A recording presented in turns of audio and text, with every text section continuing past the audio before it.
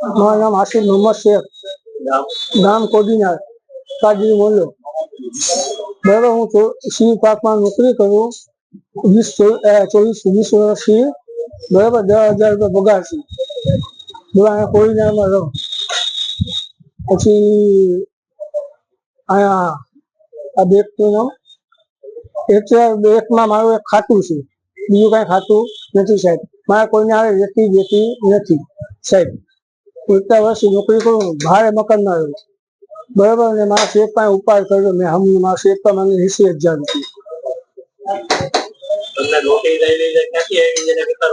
રૂપિયા આવી હતી બંબોઈ થી. બરાબર, 3 નોટિસ આવ્યું સાહેબ. એક તો ફરી થઈ, એક તો આવી ગઈ. એક આજે આવ્યું, મેં જાણ કરી, પોલીસ સ્ટેશનમાં અરજી લખાવી મેં. બરાબર, 3 નોટિસો આવી મને.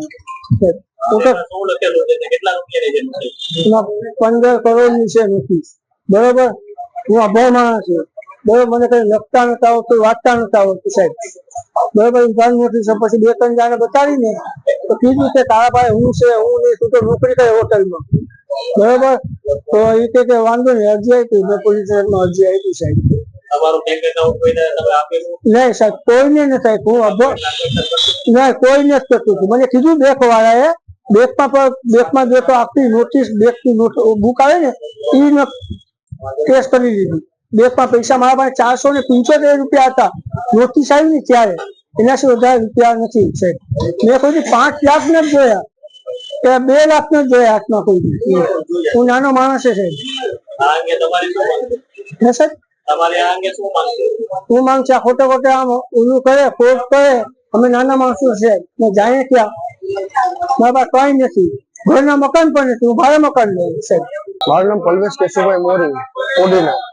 મારી હોટલ છે કોડીનાર બસ સ્ટેન્ડ ના ગેટ ઉપર. મારે ત્યાં આસિફ મોહમ્મદ શેખ કરીને માણસ કામ કરે છે. એ મારી 10,000 રૂપિયાનો પગાર છે. પરંતુ વેરાવળ ઇન્કમ ટેક્સ ઓફિસ ત્યાંથી એમને 1,15,92,00,000 એમને નોટિસ આવેલી છે. પરંતુ આ સામાન્ય માણસ પાસે એટલો પૈસો આવે ક્યાંથી? આ નોટિસ શા માટે વેરાવળ ઇન્કમ ટેક્સ દ્વારા મોકલવામાં આવી છે?